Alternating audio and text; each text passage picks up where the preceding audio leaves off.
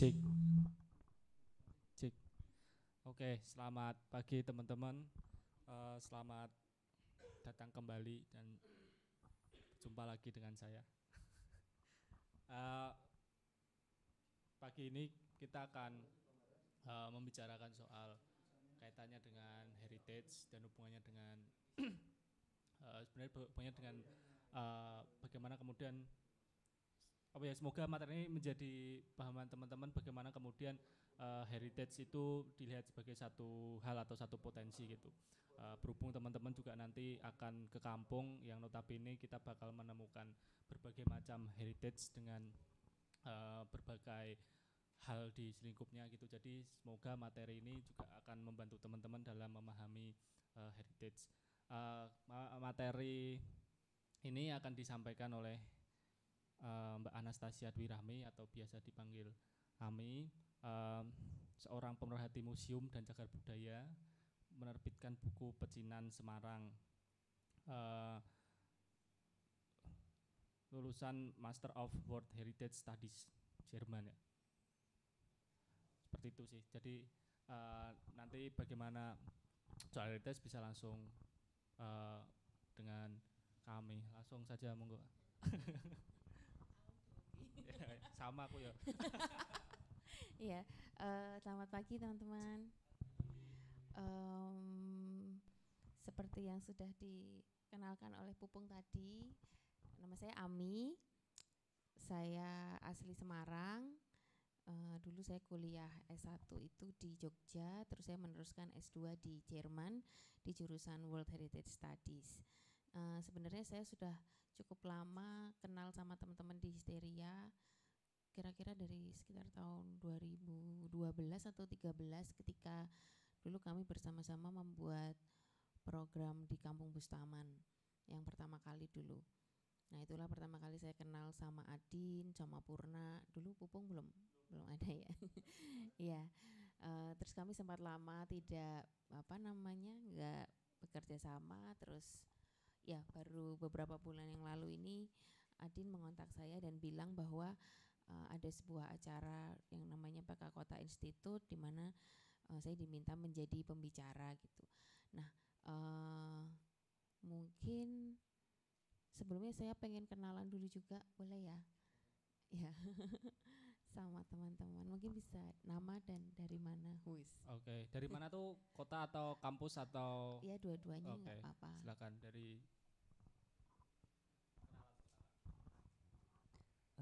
Selamat pagi. Perkenalkan nama saya Bentar Giat Pamungkas, biasa dipanggil Bentar. Saya mahasiswa USM jurusan Perencanaan Wilayah dan Kota. Saya asli Semarang. Ya. Bentar ya.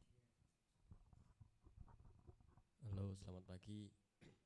Perkenalkan nama saya Zahwan Lutfi, bisa dipanggil Zahwan, mahasiswa seni rupa UNES, asli Prodedi. Terima kasih. Pagi, perkenalkan nama saya Ganda Aritonang, biasa dipanggil Ganda. Saya mahasiswa baru USM jurusan PWK, asli Semarang. PWK itu perencanaan wilayah kota. Oh iya.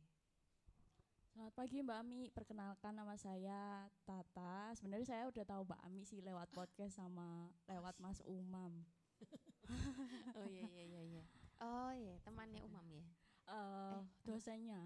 Dosennya Umam. Oh, Umam dosenmu. Oh, Umam dosen. Tua banget ternyata dosennya Umam berarti. Aku dosennya diajar Mas Umam. Oh iya, oke. Oh, nanti siang jam? Oke. Terus saya dari Semarang. Mohon maaf. Lulusan Sastra Indonesia. Oke. Halo, perkenalkan saya Septian Rifki Sugiharto, sama dengan Mbak Tata saya Asasindo Undip itu. Angkatan 2018, saya dari Pati. Sasindo. Halo, perkenalkan saya Debi. Saya lulusan Ilmu Komunikasi Udinus, asalnya dari Semarang. Oke. Saya Torik Akbar, biasa disapa Acong, dari Pekalongan, Kak. Oke. Terima kasih, Acong.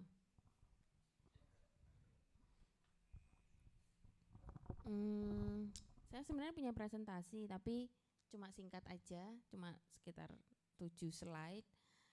Harapannya sih nanti kita bisa sharing dan ngobrol-ngobrol aja ya. Karena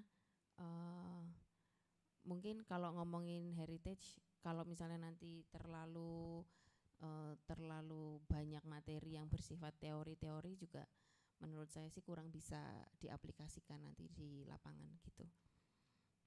Bukan karena kita tidak mampu, tapi karena teorinya terlalu ngadi-ngadi gitu. Oke, jadi mungkin kita sambil diskusi aja. Ketika teman-teman mendengar kata heritage, apa yang ada di pikiran teman-teman sekalian? Satu hal aja gitu. Mungkin yang kaitannya dengan Semarang atau kaitan dengan Indonesia gitu. Terus apa lagi? Apa? Warisan. Warisan orang tua. Iya. Jadi memang kata heritage itu kalau menurut saya pribadi dan menurut beberapa orang yang meneliti mengenai heritage itu susah untuk diterjemahkan ke dalam bahasa Indonesia karena kemudian artinya jadi banyak, bisa warisan, bisa cagar budaya, bisa warisan budaya, bisa pusaka dan lain sebagainya. Dan kalau dalam bahasa Inggris orang mungkin mudah ya memahami, oh yang dimaksud dengan heritage itu gitu, bangunan, apa ya misalnya tari-tarian gitu atau misalnya kawasan. Tapi kalau misalnya di bahasa Indonesia kan itu akan banyak sekali padanannya yang masing-masing itu memiliki konotasinya sendiri-sendiri. Seperti tadi misalnya Debbie bilang warisan. Kalau kita ngomong warisan konotasi kita itu bukan Borobudur, konotasi kita bukan batik atau rendang, tapi ya warisan dari orang tua, uang gitu atau rumah atau tanah gitu kan. Nah, di sini ada beberapa gambar yang kita semua sebagai bangsa Indonesia mungkin memahami bahwa itu tuh adalah heritage gitu ya. Ada yang tangible atau yang sifatnya benda, ada yang intangible. Kalau yang tangible itu ada misalnya Candi Borobudur. Apalagi menurut teman-teman di gambar ini yang heritage, yang tangible atau yang benda selain Candi Borobudur?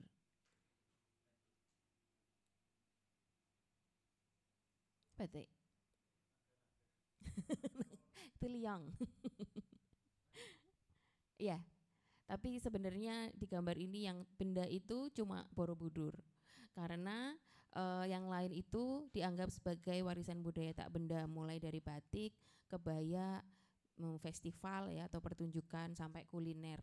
Karena sebenarnya disebut dengan benda itu ketika dia mempunyai wujud dan yang dihargai adalah wujudnya itu. Jadi kita menghargai Borobudur atau kita menilai Borobudur itu penting itu ya karena Borobudurnya, karena relief yang ada di Borobudur, karena cerita yang terkandung di si Candi Borobudur ini. Sementara kalau untuk batik, untuk kebaya, untuk festival atau untuk misalnya makanan itu yang kita hargai adalah idenya, cara membuatnya, prosesnya. Dan batik, kebaya dan rendang itu kita hargai, kita anggap itu sebagai heritage karena idenya, karena prosesnya, karena membuat batik itu membutuhkan teknik tertentu yang mungkin diwarisi sejak berabad-abad yang lalu. Terus karena kebaya itu mungkin secara bentuk, secara bahan memiliki makna filosofi sendiri untuk perempuan-perempuan Jawa, seperti itu. Kalau misalnya batik yang digunakan atau kebaya yang dimiliki oleh Raden Ajeng Kartini yang benar-benar dulu dia pernah pakai, itu berarti masuknya yang benda, karena kebaya itu menjadi signifikan, menjadi penting karena dia terhubung dengan seorang tokoh tertentu atau sebuah peristiwa tertentu. Jadi kebayanya R.A. Kartini beda dengan kebaya saya. Kalau kebaya saya nggak penting, tapi karena kebaya R.A. Kartini itu terhubung atau attach dengan sosok si R.A. Kartini, maka dia menjadi penting dan dia menjadi warisan budaya yang sifatnya benda gitu. Namun kalau kebaya secara umum itu adalah warisan budaya tak benda, begitu. Kurang lebih paham perbedaannya ya. Nah, bagaimana sih sebenarnya konsep heritage itu muncul? Ada dua pendapat mengenai ini. Yang pertama adalah yang namanya authorized heritage discourse, yang mengemukakan pendekatan ini namanya Laura Jane Smith. Jadi beliau itu menganggap bahwa sebenarnya yang namanya heritage itu tuh nggak ada. Dia bilang there is no such thing as heritage. Jadi kalau misalnya kita sekarang ke Kota Lama dan kita melihat bahwa Kota Lama itu adalah heritage, ya kan pasti kalau misalnya kita ada teman-teman kita dari luar kota datang ke Semarang, pasti kita ngajakin ke Kota Lama karena oh Kota Lama itu adalah peninggalan masa lalu yang penting gitu dianggap di Semarang, makanya kamu harus lihat gitu. Itu tuh sebenarnya semuanya adalah sebuah konstruksi, adalah sebuah adalah sebuah kesepakatan yang dihasilkan oleh orang-orang yang memiliki kewenangan atau kekuasaan untuk memutuskan bahwa Kota Lama itu penting gitu. Kenapa enggak kampung saya penting juga gitu misalnya? Ya karena aku enggak punya kekuasaan untuk menetapkan kampungku sebagai heritage gitu. Mungkin kalau misalnya aku punya, ya akan aku tetapkan juga gitu. Jadi si Laura Jane Smith ini berpendapat bahwa sesuatu itu dianggap heritage itu tuh karena ada unsur kekuasaan.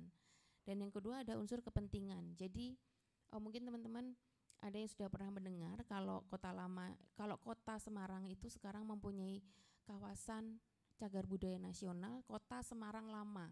Bukan Kota Lama Semarang, tapi Kota Semarang Lama yang terdiri dari 4 pecinan, Kampung Melayu, Kauman kalau nggak salah, sama satu lagi Kota Lama itu sendiri, Kota Belanda sebutannya. Nah, ide mengenai adanya Kota Semarang Lama ini muncul karena Kota Semarang sering dalam tanda kutip dijual sebagai kota multikultural. Oleh karena itu dibuatlah sebuah konsep bahwa yang penting di Kota Lama ini sekarang bukan cuma Kota Belanda, tapi juga kawasan-kawasan lain yang menunjukkan multikulturalisme itu gitu. Nah itu kan sejalan dengan kepentingannya pemerintah kota. Aku pengen ngejual Semarang nih sebagai kota multikultural. Kalau gitu sebagai buktinya aku akan menetapkan semua kawasan ini, keempat kawasan itu menjadi kawasan cagar budaya dan aku daftarkan secara nasional. Tadinya kan kita cuma kenal Pecinan dan Kota Lama gitu kan mungkin, tapi sekarang sebutannya adalah Kota Semarang Lama yang mencakup 4 kawasan. Kemudian yaitu berkaitan dengan kebijakan atau penetapan. Jadi ada tim ahli cagar budaya nanti yang menilai apakah suatu kawasan atau suatu bangunan itu layak disebut sebagai heritage dan mereka punya parameternya sendiri dan ini semua yang menetapkan sifatnya top down. Jadi dari orang-orang yang mungkin para akademisi, peneliti gitu ya, yang mereka belajar kriteria misalnya bisa dianggap sebagai bangunan yang masih otentik itu kalau masih sisa berapa persen, budaya yang signifikan itu misalnya yang terkait dengan apalah misalnya budaya Mataram atau budaya apa gitu yang mereka anggap memang penting gitu. Nah sementara itu ada yang namanya heritage from below yang ini sifatnya bottom up dan ini semacam lawan dari authorized heritage discourse itu dan ini berkaitan dengan identitas masyarakat, berkaitan dengan hal-hal yang lebih personal dan juga hal-hal yang lebih lokal gitu. Dan salah satu contoh yang saya ambil sih gampang aja ya dari Tengok Bustaman. Jadi Tengok Bustaman itu dulu waktu saya terlibat memang saya belum menyadari betapa pentingnya mengangkat sejarah lokal sebagai tandingan ya istilahnya tandingan dari narasi sejarah yang sudah berlaku secara nasional atau secara regional atau sejarah-sejarah yang dianggap oleh pemerintah kota itu penting gitu. Bustaman sendiri pada akhirnya kemudian juga mendapatkan pengakuan kan. Jadi kalau nggak salah sekarang acara Tengok Bustaman itu sudah masuk ke agenda pariwisata Kota Semarang atau pernah paling nggak. Nah jadi keduanya ini sebenarnya bukan suatu hal yang berlawanan gitu, tapi bisa saling melengkapi dan yang heritage from below pada akhirnya juga bisa diakui gitu kan sebagai nilai budaya yang juga penting oleh pemerintah atau si pemilik kekuasaan. Tapi yang jelas heritage from below ini mulainya tidak dari narasi-narasi besar yang sifatnya nasional atau yang sifatnya sejarah-sejarah yang sudah kita ketahui ya misalnya kayak peninggalan Belanda atau peninggalan kerajaan Majapahit atau peninggalan kerajaan-kerajaan Sriwijaya gitu misalnya. Tapi benar-benar sejarah yang masih hidup dan berkembang di masyarakat. Kalau untuk heritage sendiri penetapannya itu ada yang level nasional paling tidak ada 2 ini ya, ada level nasional dan internasional. Kalau yang nasional ditetapkannya berdasarkan Undang-Undang Cagar Budaya nomor 11 tahun 2010 itu penetapan cagar budaya. Itu untuk yang cagar budaya yang benda, dan juga ada yang warisan budaya tak benda. Kalau yang warisan budaya tak benda ini dia nggak ada undang-undangnya sendiri, tapi dia mengacu pada konvensi UNESCO tahun 2003 tentang perlindungan cagar budaya, intangible cultural heritage. Dan yang terakhir, kita sekarang punya yang namanya kawasan strategis nasional, kawasan strategis pariwisata nasional, bahkan ada yang kawasan super prioritas dan lain sebagainya. Dan semua itu sebenarnya muncul dari adanya kekuasaan, adanya kepentingan, dan juga adanya kebijakan atau penetapan tadi itu. Dan yang kedua yang secara internasional berlaku, ada UNESCO World Heritage List. Mungkin teman-teman udah pernah dengar, ada Borobudur kalau dari Indonesia, Sangiran, terus ada apa lagi, Subak di Bali. Dan juga untuk yang intangible-nya, yang warisan budaya tak benda, ada namanya UNESCO Representative List of Intangible Cultural Heritage of Humanity. Dan ini mungkin yang lagi agak ramai sekarang, saya sebenarnya juga telat tahunya bahwa yang soal kebaya itu ya, yang kebaya mau diajukan menjadi warisan menjadi heritage dari Malaysia, Thailand, dan Singapura. Tapi Indonesia nggak ikut. Dan itu kalau dulu kita sering ya kayak dipanas-panasin rebutan apa sih namanya, ya rebutan bakpia lah, rebutan segala macam warisan budaya sama Malaysia, mulai dari batik, keris, dan lain sebagainya. Tapi sebenarnya representative list of the intangible cultural heritage of humanity ini dia bukannya mengakui haki atau kepemilikan, tapi mengakui niat untuk melestarikan. Dan Indonesia ternyata tidak punya niat gitu. Jadi kalau misalnya kita mendengar kayak gitu, besok-besok kita nggak usah nyalahin Malaysia lah, oh Malaysia ini mencuri segala macam, enggak. Mereka punya niat untuk melestarikan itu, walaupun mungkin kita menganggap itu bukan punya mereka ya, tapi mereka punya niat untuk melestarikan kebaya, mereka punya niat untuk melestarikan batik gitu. Sementara kita kurang niatnya, jadi kita nggak mendaftarkan itu ke UNESCO gitu. Dan sebenarnya untuk intangible heritage ini kalau di kawasan Asia Tenggara itu masih sangat cair gitu. Jadi kita bisa menemukan gamelan di banyak negara di Asia Tenggara, nggak hanya di Indonesia. Begitu juga dengan batik dan kebaya gitu. Jadi jangan terpancing emosi. Nah, yang berikutnya adalah Seven Wonders of the World. Mungkin teman-teman dulu pernah dengar ya, 7 keajaiban dunia. Ini sebenarnya adalah sebuah daftar yang parameternya itu tidak saintifik. Kalau yang World Heritage List dan Representative List of Intangible Cultural Heritage of Humanity itu masih bisa dibilang bahwa parameternya saintifik. Jadi untuk masuk sebagai, untuk diakui sebagai sebuah World Heritage, harus ada ahli yang melakukan penelitian, harus ada konsultasi dengan masyarakat, harus ada metode-metode yang dilakukan sebuah negara untuk mengajukan sebuah situs menjadi warisan dunia. Tapi kalau yang Seven Wonders of the World ini tujuannya sebenarnya murni pariwisata, dan ini berdasarkan angket aja gitu. Jadi kalau misalnya dulu ada heboh-heboh Borobudur dicoret dari 7 keajaiban dunia, itu bukan berarti karena dia tidak bagus lagi atau dia tidak ajaib lagi gitu. Tapi ya karena mungkin dulu orang Indonesia pas ngisi angketnya nggak banyak yang ikut ngisi gitu. Ya. Nah, jadi untuk sedikit merangkum apa tadi yang dimaksud dengan heritage atau warisan budaya atau pusaka atau cagar budaya tadi itu. Jadi heritage itu mereka sifatnya selalu kontekstual.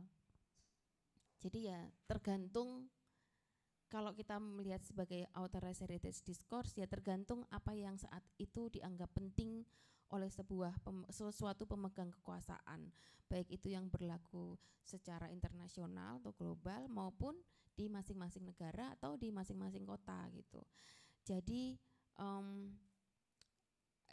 kalau di level internasional misalnya, beberapa tahun belakangan ini banyak sekali bermunculan situs-situs warisan dunia dari negara-negara kepulauan yang di Pasifik itu yang sudah pada mau tenggelam. Itu karena memang secara global kita ada misi bersama untuk menangani perubahan iklim. Jadi bagaimana kita menyelamatkan situs-situs yang ada di negara-negara Pasifik itu bersama-sama secara kolektif warga dunia mengakui itu penting untuk kita selamatkan. Kalau untuk di level regional misalnya, sekarang mulai banyak bermunculan warisan dunia yang sifatnya situs-situs dari kerajaan-kerajaan prakolonial. Itu karena memang semangat untuk mengembalikan semacam kejayaan prakolonial itu sedang gencar-gencarnya di Asia Tenggara. Beda dengan beberapa dekade yang lalu gitu. Misalnya situs warisan dunia itu didominasi kalau enggak benteng, bekas penjajah, gereja, ya tempat-tempat ibadah seperti itu. Karena memang pada saat itu mungkin belum muncul pengetahuan-pengetahuan atau kesadaran mengenai pentingnya perubahan iklim, pentingnya identitas regional, pentingnya sejarah-sejarah prakolonial seperti itu.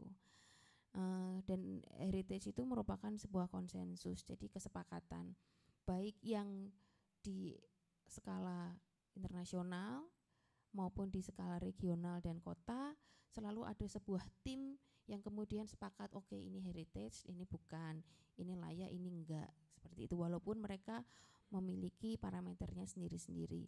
Dan di level masyarakat juga bisa gitu, oke, kita mengakui bahwa sendang yang itu kayaknya lebih keramat deh daripada sendang yang ini gitu misalnya.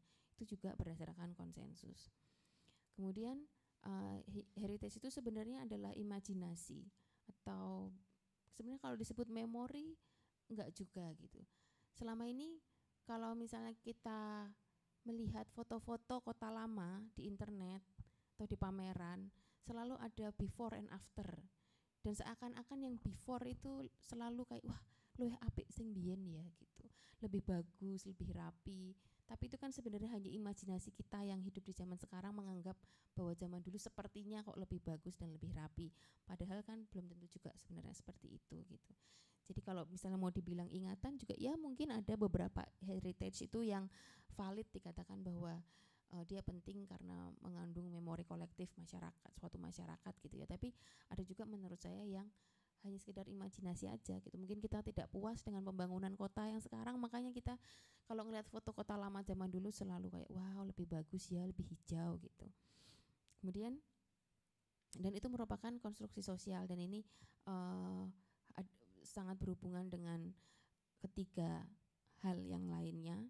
Jadi ya apa yang kita anggap penting itu ya berdasarkan apa yang sekarang masyarakat anggap penting gitu. Kalau misalnya sekarang kita tidak menganggap budaya Jawa itu penting lagi, mungkin orang nggak akan ngeributin itu batik mau diakui sama negara mana gitu. Tapi karena sekarang kita ini masih mengakui bahwa batik adalah bagian dari budaya Jawa dan budaya Jawa itu mendominasi diskursus kebudayaan nasional, makanya kita masih menganggap batik itu penting. Nyetrum.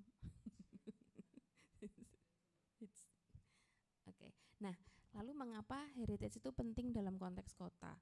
Karena heritage itu yang pertama dia mempengaruhi identitas kota. Jadi kalau kita melihat Semarang, lagi-lagi saya ngambil contoh kota lama, orang memang taunya kalau ke Semarang ya ngelihat kota Belanda, ngelihat peninggalan Belanda gitu, atau melihat peninggalan atau melihat situs-situs yang ada kaitannya dengan peranakan Tionghoa, mereka ke Sampokong, mereka ke Pecinan, ngelihat kelenteng. Jadi apa yang diakui sebagai heritage di sebuah kota itu bisa menjadi wajah dari kota itu gitu. Ini masih ngomongin yang benda, ada juga yang tak benda, misalnya kalau makanan gitu ya, setiap kali misalnya kita pergi ke Solo gitu, wah ini terkenal dengan kulinernya gitu. Jadi heritage atau apa yang diakui penting, yang diakui signifikan itu bisa menjadi identitas sebuah kota, dan begitu juga sebaliknya gitu. Identitas kota ditentukan dulu dan kemudian heritage-nya dimunculkan kemudian. Lalu heritage itu juga menentukan arah kebijakan dan pembangunan, dan itu juga terkait dengan arah pelestarian suatu situs gitu ya. Jadi kalau misalnya kita tidak menganggap amit-amit gitu ya Kampung Bustaman penting lagi gitu, jangan-jangan nanti berikutnya kalau misalnya ke depannya kawasan daerah Mataram itu mau dirapikan, kampung-kampung itu bisa ikut juga habis gitu. karena tidak ada masyarakat, tidak ada komunitas yang kemudian memperjuangkan arti penting dari kampung-kampung tersebut gitu. Jadi sangat penting bagi kita untuk ikut berpartisipasi atau mendukung lah ya kampung-kampung kecil di kota yang sebenarnya memiliki sejarah tapi yang mungkin tidak masuk ke dalam narasi sejarah yang dianggap penting gitu secara nasional gitu atau secara kota.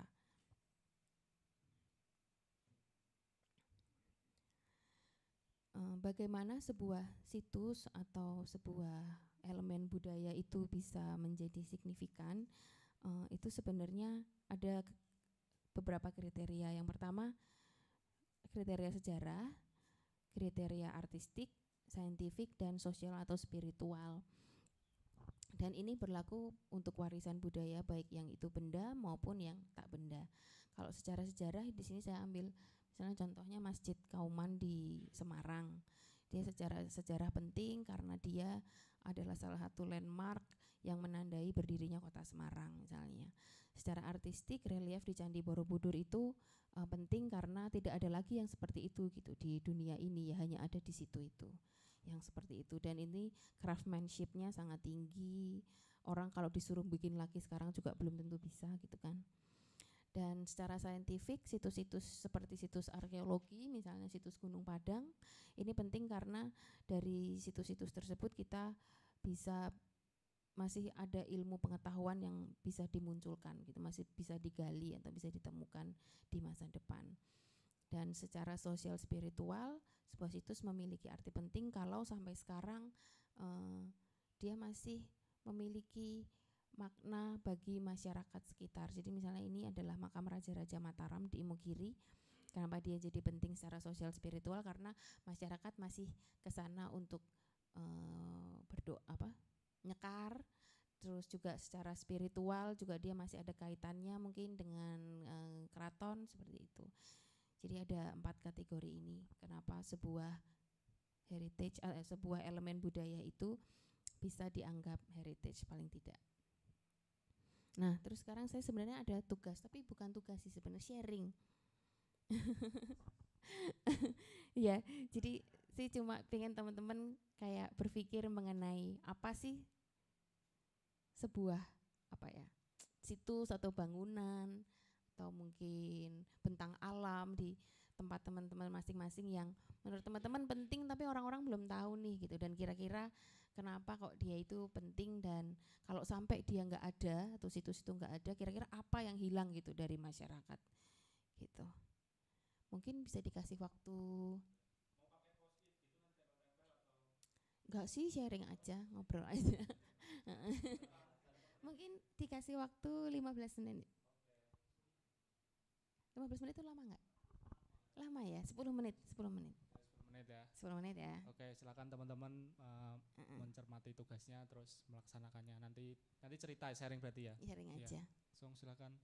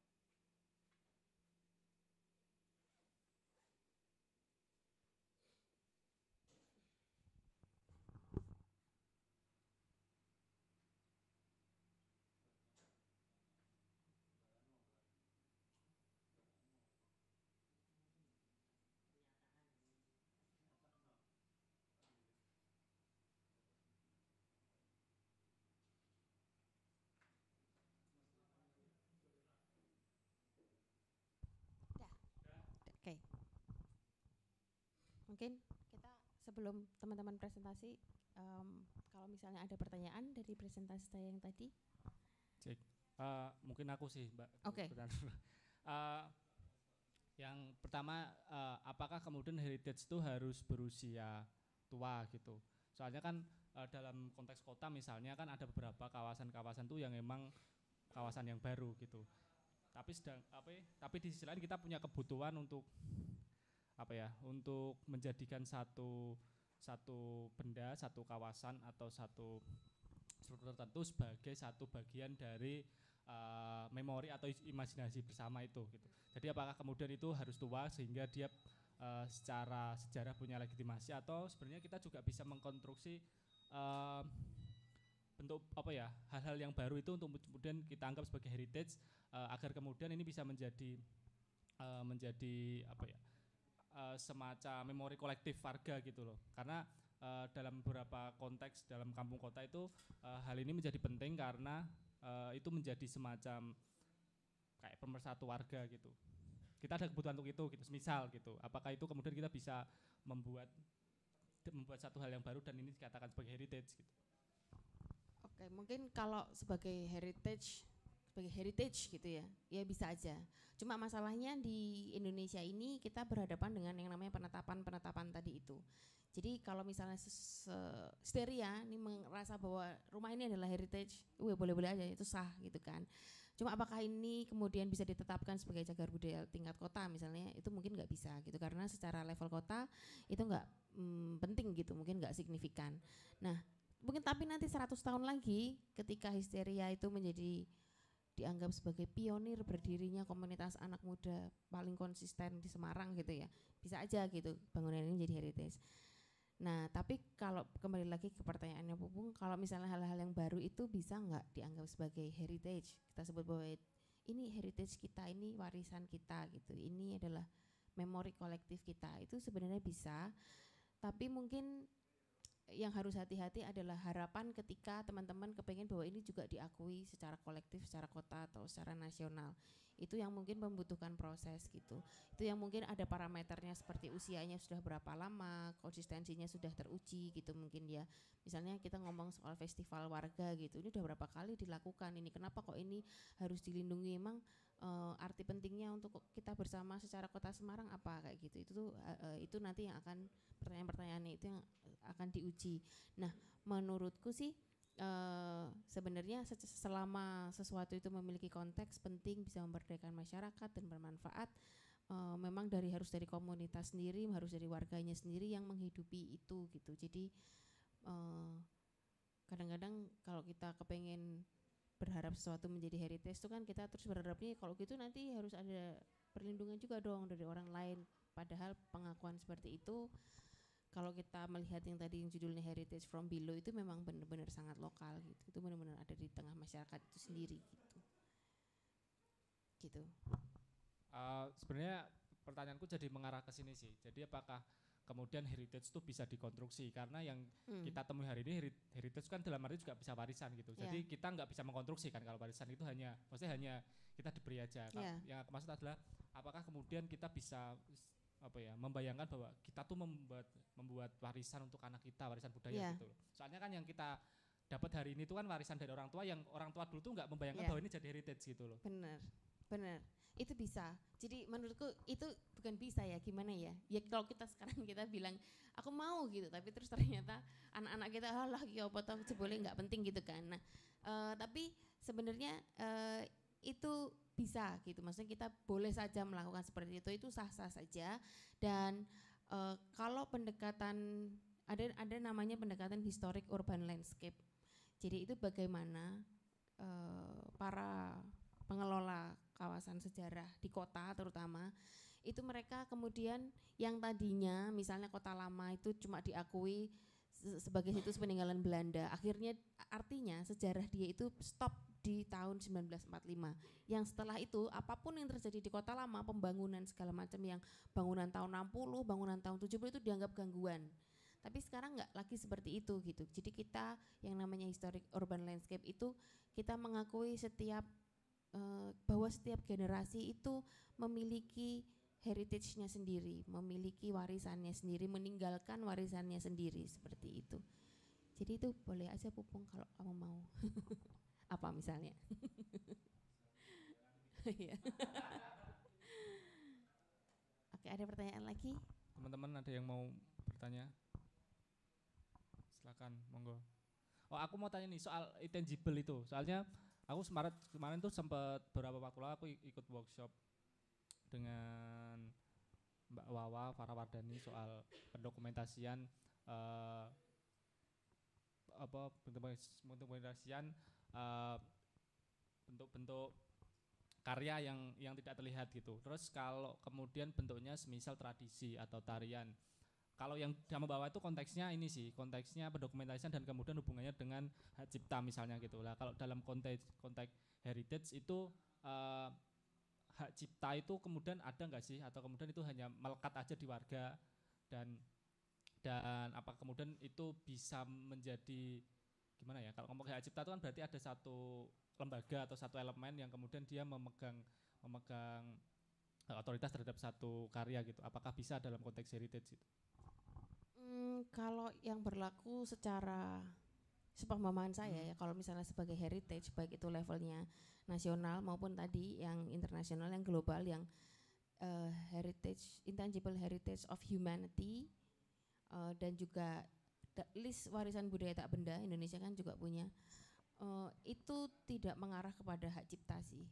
Jadi itulah kenapa ada embel-embel di situ of humanity, karena itu kita akui sebagai milik kita bersama aja gitu. Jadi ya memang mungkin itu berasal dari Indonesia, mungkin itu memang berasal dari Kampung Bustaman, tapi kita semua memiliki itu dan kita semua melestarikan itu. Jadi nggak ada konsep kepemilikan secara copyright gitu, nggak ada.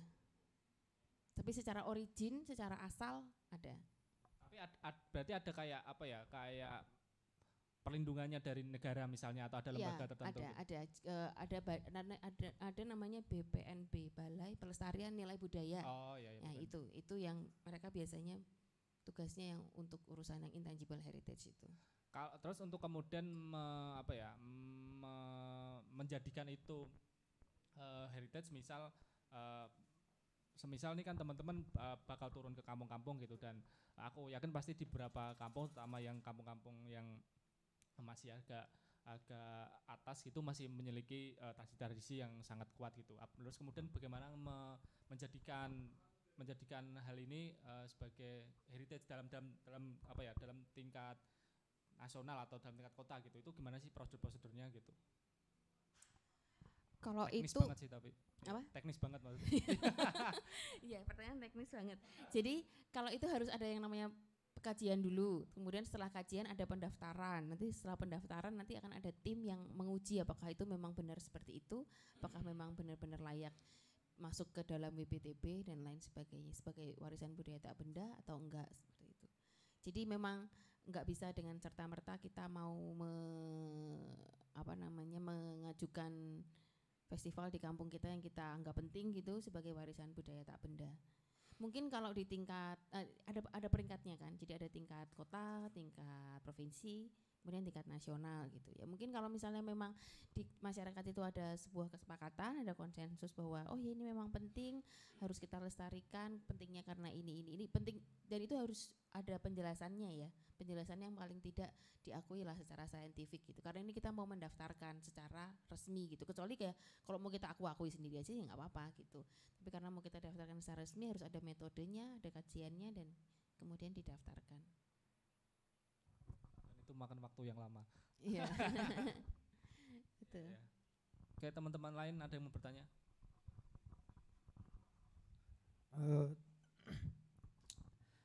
Terima kasih atas penjelasannya tadi terkait heritage-nya, Mbak. Mungkin ini sepengetahuan saya, sejauh pengetahuan saya gitu, umumnya heritage di Indonesia pada umumnya itu terjadi atau terdapat di kota-kota besar gitu, katakanlah Semarang, Jakarta, Bandung, atau Solo, Yogyakarta gitu ya. Dan apa yang disebut heritage itu menurutku sangat subjektif banget gitu. itu ketika kita melihat suatu bangunan yang berasal kolonial gitu, kita menyebutnya sebagai heritage. Dan banyak bangunan, banyak warisan-warisan yang berasal dari kolonial gitu ya, yang kita anggap sebagai heritage. Akan tetapi pada faktanya ketika hal tersebut di kota-kota besar tersebut sangat kontras, dan terdapat semacam tesis antitesis antara bagaimana heritage di kota-kota besar dengan heritage di kota-kota kecil yang mungkin menurut saya cenderung sangat diabaikan gitu. Padahal ketika kita tadi yang Mbak bilang ada isu heritage from below, itu ada terkait identitas personal dan lokalitas gitu ya. Kebanyakan heritage yang ada di masyarakat desa di kota-kota kecil itu cenderung diabaikan. Apakah benar demikian atau gimana Mbak gitu? Yang mengabaikan maksudnya pemerintah Iya. secara nasional gitu.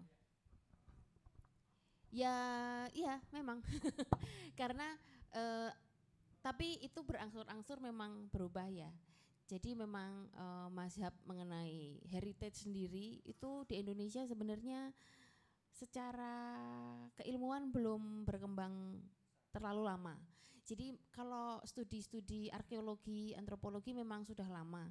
Cuma beda loh antara kita belajar arkeologi dengan kita belajar heritage. Beda dengan kita belajar arsitektur kolonial dengan kita belajar heritage. Karena heritage itu kita belajar mengenai, yaitu tadi yang saya jelaskan. Kita berusaha untuk mengenali mengapa sesuatu itu penting dan mengapa sesuatu itu enggak penting gitu kan. Dan itu di Indonesia itu belum terlalu berkembang ilmunya. Yang berkembang dari lama itu ya arkeologi. Jadi ada temuan arkeologi apa, ada kajian, ada analisa, ya udah itu tinggalan arkeologi gitu. Terus kemudian ada arsitektur kolonial, dianalisa gayanya tahun berapa, abad keberapa, sudah itu merupakan kajian arsitektur kolonial. Nah, kalau pertanyaanmu tadi itu kenapa kok sepertinya pemerintah itu masih mengabaikan tinggalan-tinggalan di kota-kota kecil, ya karena memang selama ini yang masih diperhatikan adalah tinggalan-tinggalan yang kalau enggak dari zaman kolonial, ya dari zaman prasejarah itu. Ya karena memang yang berkembang yaitu tadi baru arkeologi dan ya arsitektur kan ya. Dua ilmu itu kan sangat berkembang dan sangat terkait sebenarnya sama ilmu heritage yang kita ketahui sekarang ini gitu.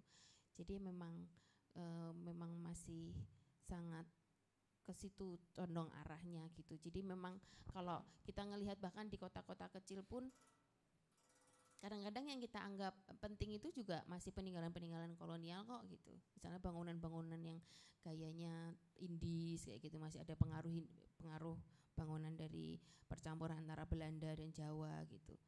Masih unsur-unsur itu juga gitu yang kita anggap penting. Sementara mungkin kalau yang seni-seni tradisi yang benar-benar lokal di masyarakat itu tidak kita anggap penting karena memang pemerintah kalau menurut saya sih imajinasi kita mengenai Indonesia ini itu masih didominasi oleh beberapa unsur-unsur kebudayaan dari daerah tertentu gitu, dari Jawa terutama dan dari Mataram pada khususnya seperti itu. Dan ini juga nampak, misalnya saya jadi agak ngelantur, tapi ini salah satu contoh aja yang menunjukkan bahwa memang heritage itu tuh sangat berpihak kepada penguasa itu ya. Maksudnya konsep heritage itu sangat attach ke apa yang saat ini penguasa itu akui. Itu adalah kasus misalnya pengembalian benda-benda koleksi museum dari Belanda. Mungkin kalau kemarin teman-teman pernah dengar tahun 2021 atau 2020 itu Raja Belanda ke Indonesia dan dia secara simbolis menyerahkan keris Pangeran Diponegoro. Nah, itu untuk beberapa masyarakat mungkin yang tinggal di Sumatera, bukan di Sumatera ya, mungkin di Papua atau di Kalimantan itu tidak terlalu penting gitu, keris Pangeran Diponegoro. Tapi itu seolah-olah menjadi penting secara nasional karena Pangeran Diponegoro kita akui sebagai pahlawan nasional. Karena dia memiliki keterkaitan dulu dengan sejarah perang Jawa seperti itu kan. Tapi kan tidak semua masyarakat itu ngeh gitu loh dengan apa sih sebenarnya perang Jawa itu dan arti pentingnya gitu. Karena Indonesia kan luas banget gitu. Menurut saya sih seperti itu. Ada pertanyaan lagi? Saya saya ingin tanya kalau misalkan bahasa itu bisa diakui sebagai heritage atau enggak, dan Terus bisa disebut heritage itu indikatornya apa aja?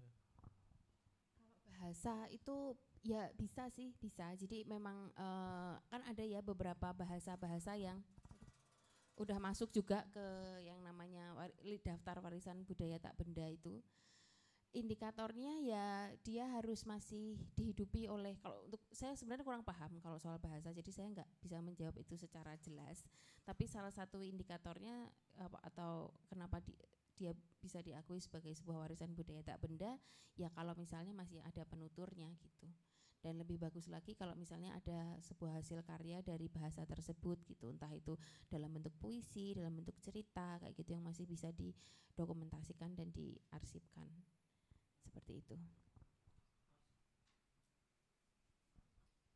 Lagi yang mau bertanya? Ada.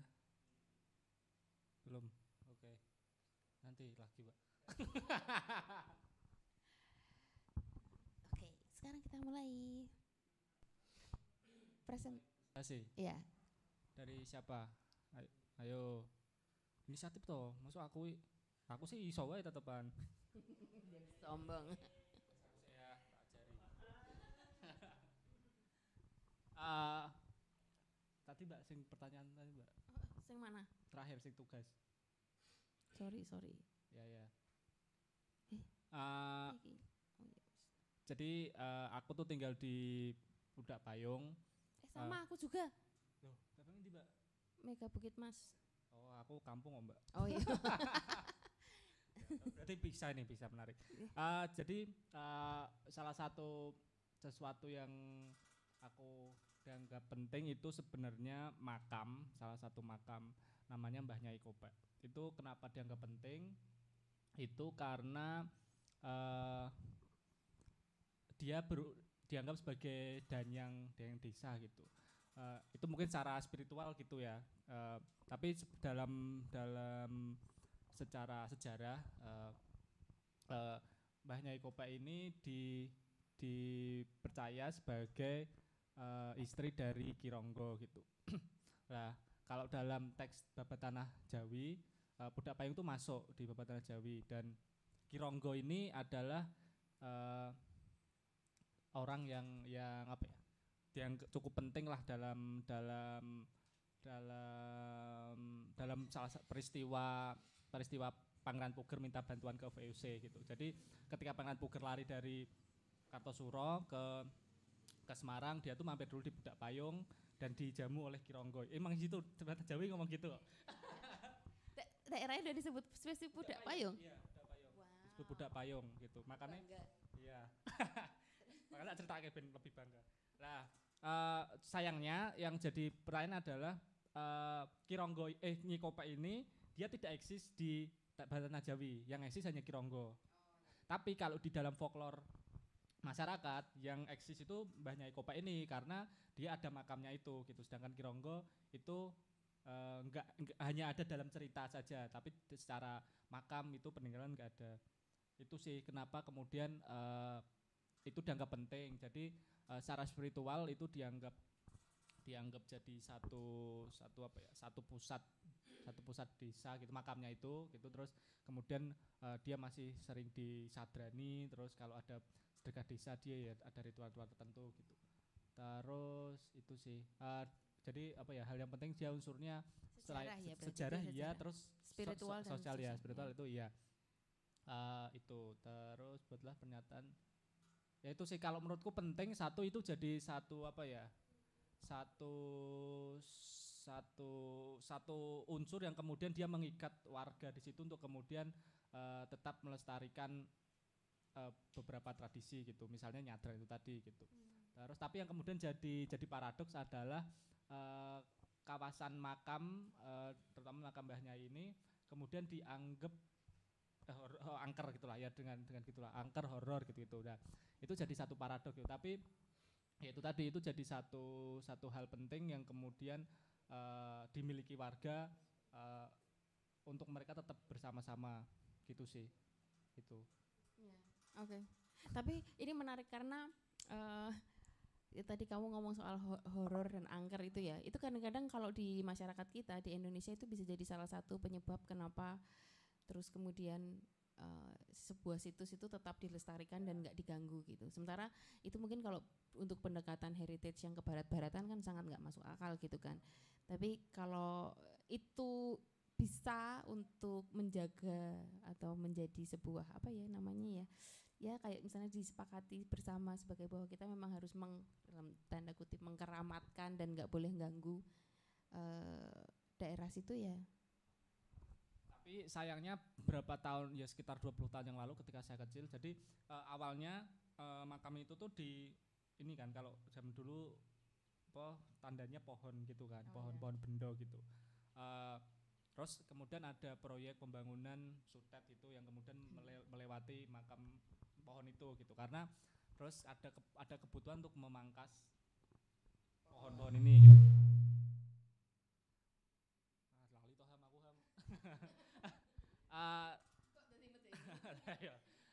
karena sebenarnya warga itu tidak sepakat dengan pemangkasan ini, tapi karena itu ada satu perintah gitu yang dari kita nggak tahu karena itu pasca Orde Baru ya sekitar 2000-an tahun 2000 gitu, jadi masih ada apa ya hal yang dari pemerintah itu dianggap satu yang instruktif gitu ya, jadi mau nggak mau harus dilakukan itu ya. Kemudian ini nggak tahu ini entah apesnya tukang yang kemudian memangkas itu atau kemudian memang ada sesuatu di situ, kita nggak paham. Tapi jadi setelah pemotongan pohon itu, semua tukangnya tuh meninggal dengan semua meninggal. Terus yang terlibat dalam proyek pembangunan sutet itu dia sakit seumur hidup dan meninggal di usia muda. Jadi itu jadi satu kayak legitimasi baru oleh masyarakat ya untuk kemudian menganggap ini jadi semakin mistis gitu. Tapi ya itu untungnya kemudian ini jadi apa ya? Jadi satu unsur yang kemudian menjadi alasan untuk kemudian kenapa ini tetap ada gitu sih. Gitu. Lain. Menarik. Terus apa?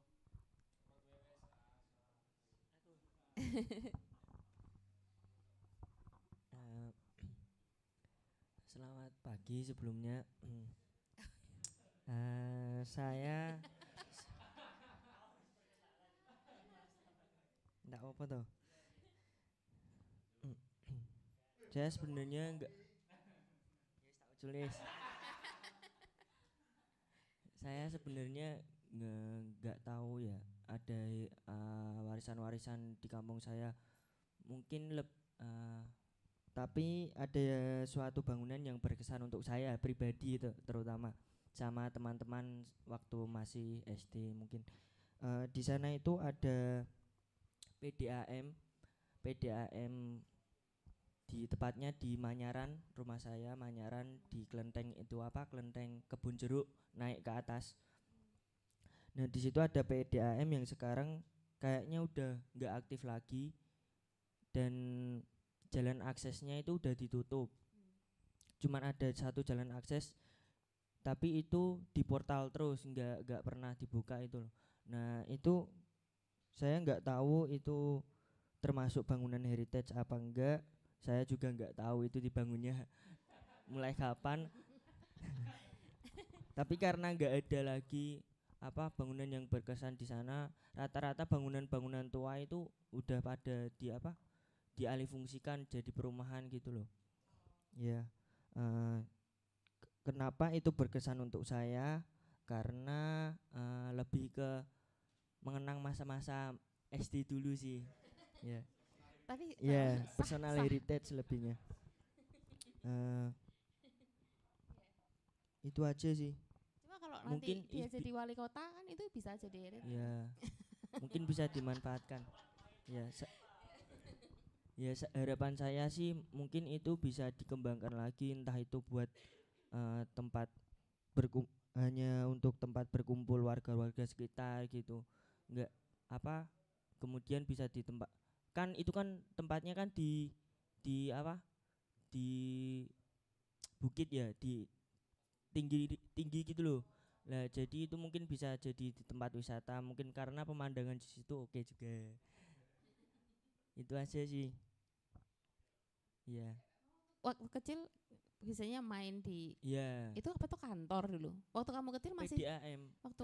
waktu kamu kecil masih jadi kantor apa udah bangun ini Udah enggak jarang aktif gitu. Oh iya iya iya. Iya. Ada cuman kayak muter-muter gitu toh. Enggak aktif lagi, emang udah enggak aktif lagi. Tapi bangunan tua kayak dari tahun berapa gitu? Strukturnya enggak tua-tua amat sih. Iya. Soalnya kantornya juga kecil loh. Jadi itu lebih ke besarnya itu ke tempat penampungan airnya aja. Ya, kalau kantornya cuman kecil. Paling segini gitu toh. Oh iya. Oke. Ya itu aja sih. Terima kasih.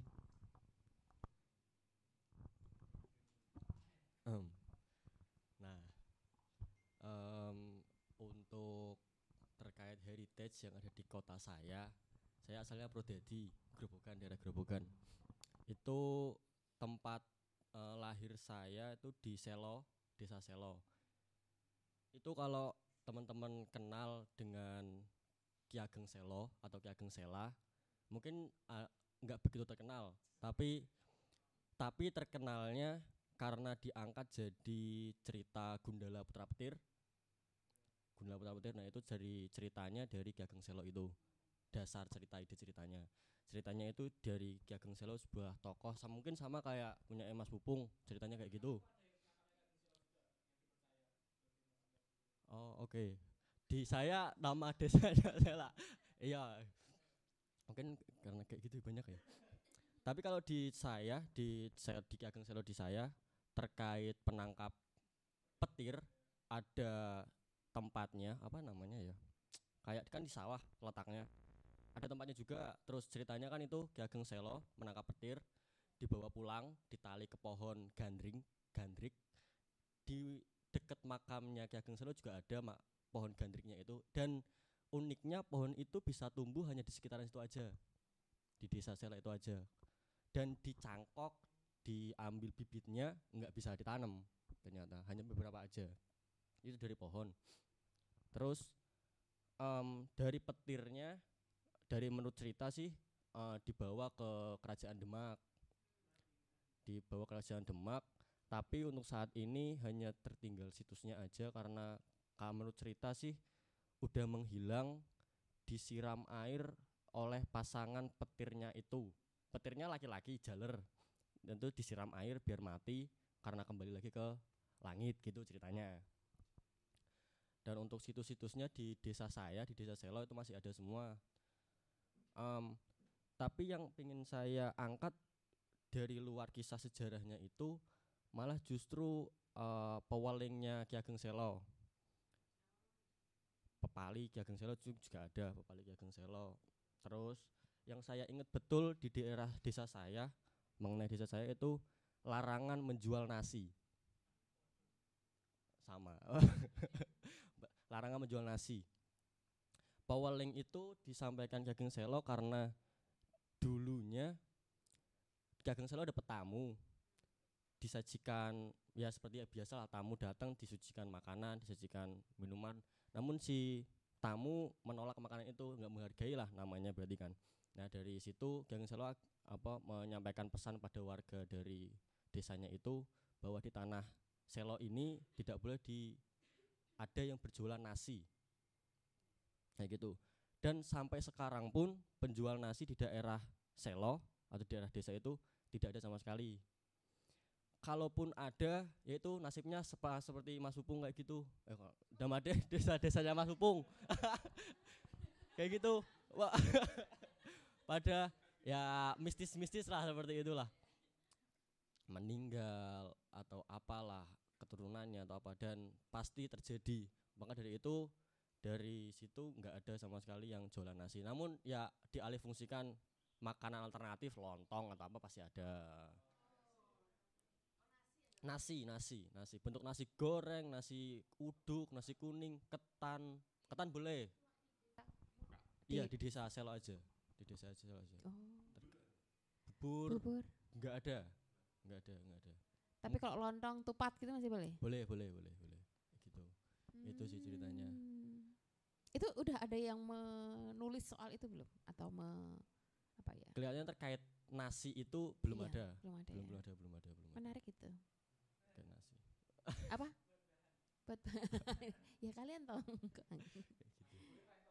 Enggak ada.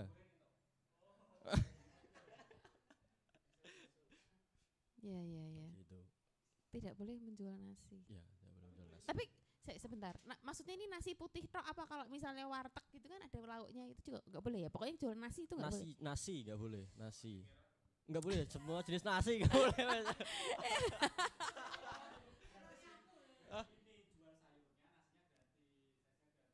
Ya, itu boleh enggak? Belum ada yang nyoba. Belum ada yang nyoba ya? Tapi takut, pasti Takut takut ya. soalnya pantangannya itu langsung. Kalau penduduk situ keluar jualan nasi boleh? Enggak apa-apa kalau kayak gitu. Oh. Di lingkungan. Di lokasi di apa ya kalau kerajaan tuh jimatan bagian jimatan ya gitu. Itu enggak boleh. Kalau dari luar, di luar desa tetap kena, Mas. Itu pernah cerita ya gitu, sembunyi lah jualannya. Entah aku dapat cerita tuh anaknya kan dia juga bisnis gula, sirup kan pasti masak apa gula dicairkan kan. Anaknya main kecemplung gula panas itu. Ya karena ya usut-usut ya kayak gitu jualan nasi di daerahnya kayak gitu. Serem banget. Peluang sebenarnya. Iya. Gitu. Menarik. Tapi kok medeni. Ya, berikutnya. Silakan. Mas Pung kok podo Mas? Plek. Enggak, aku nyalah dari tadi ya. Berarti wong bedak payung juga iki. Oh. Di anu Mbak, di apa? Di Mijen, kampung saya. Itu kan kayak ya juga apa ya? Sesepuh awal itu kan di sana tuh namanya Mbah Kiai Degol. Tapi katanya itu banyak Mbak melingkar di apa di desa-desa lain juga keiket gitu loh. Aku sampai bingung main ceritanya gimana gitu kayak sampai bingung. Tapi aku lebih ke apa ya? Spesifikan ke nganu Mas, sedekah bumi gitu loh. Nah, dia itu sedekah bumi. Konon ceritanya itu kalau apa ya? Ya enggak mau orang baru atau orang lama yang enggak ikut sedekah bumi itu dia di apa? Kayak diganggu macan putih gitu di kampung saya. Itu kan masalahnya kan kayak apa? Macan putih itu kayak apa ya? Peliharanya ini Mbah Kiai Degol ini. Masa Mas. Iya.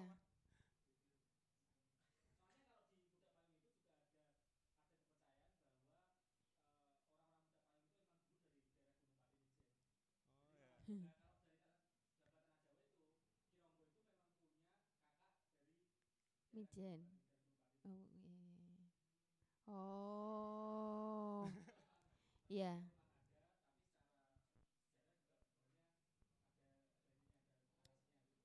Oh, iya. Tapi sebenarnya menarik loh kalau misalnya ternyata ada kemiripan terus Itu kalian- nyambung semua sebenarnya. Iya. Itu di Meteseh, Kampung Meteseh daerah tapi masuknya Kendal kayaknya.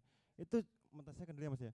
Itu kan kayak kakak adik sama ini, Mbak sama Mbah Kiai Dikul ini. Jadi di sana sama di desaku sama di desa sana tuh bareng acara ini tuh. Oh. Mesti bareng, tapi yang di desa sini masih sana gitu. Iya, Ada iya. ikatan gitu loh. Mm. Juga sama itu kalau nggak ada apa ya, kalau nggak ngelakuin hal kayak sadrenan gitu macan putih juga Iya. itu. Nah, Ikatannya kayak gitu. sebenarnya kan menarik kalau misalnya kayak semacam ada pemetaan gitu ya. Desa-desa mana gitu yang ternyata folklornya itu tuh memiliki kemiripan atau ya ada yang masih saudara, kakak adik misalnya kayak gitu. Karena sebenarnya yang jadi masalah salah satu hal yang menjadi kenapa sih kok kita seolah-olah selalu kalah dari bangsa barat gitu ya masalah pelestarian itu karena kita tidak pernah mencatat gitu loh. Jadi pencatatan, pemetaan itu tuh penting banget menurut ya harusnya begitu. Udah, terima kasih. Nggak ada cerita mistisnya ya? Oh, ada. Oh ya, oke, aku jadi takut. Oh, kenapa? Itu Ini kan topiknya kayak ternyata cerita horor. itu kan sekarang tahu apa ya Sabera tuh Mas, mesti tahu sampean. Sabera. Sabera. Mangwolda Sabera BSB. Ya itu. Heeh. Itu kan belakangnya ada jalur belakang ke kampung saya. Di situ tuh ada 2 sumur dan di situ dulu ada makam. Setahu saya masa kecil saya itu kan dulu kan kayak ternak kerbau gitu loh. Di situ tuh ada makam itu apa? Patok bahasanya. Patok itu hitam mbak 2. Itu di situ ada apa? Ada sumurnya 2. Ada sumur 2. Lah itu kan dibongkar mas. Itu kuburan dipindah. Kayaknya udah diselamatin juga sih. Tapi itu sumur nggak bisa ditutup. Itu yang apa ya kayak yang mau guru-guru kalalat dari BSB kan itu dibuat jalan. Itu tuh pada mati semua. Tapi ditutupin sama BSB. Apa ya kayak cerita itunya. Masalahnya itu sampai sekarang tuh dibuat jalan. Tapi itu sampai sekarang nggak bisa ditutup. Masa nggak bisa diuruk, cuma ditutup doang. Tapi di situ juga kayak apa ya, sering kecelakaan. Kayak aku asli orang situ juga kecelakaan di situ. Salah satunya. Banyak sih orang-orang di kampung yang kecelakaan di situ juga. Di daerah-daerah situ, di jalan itu.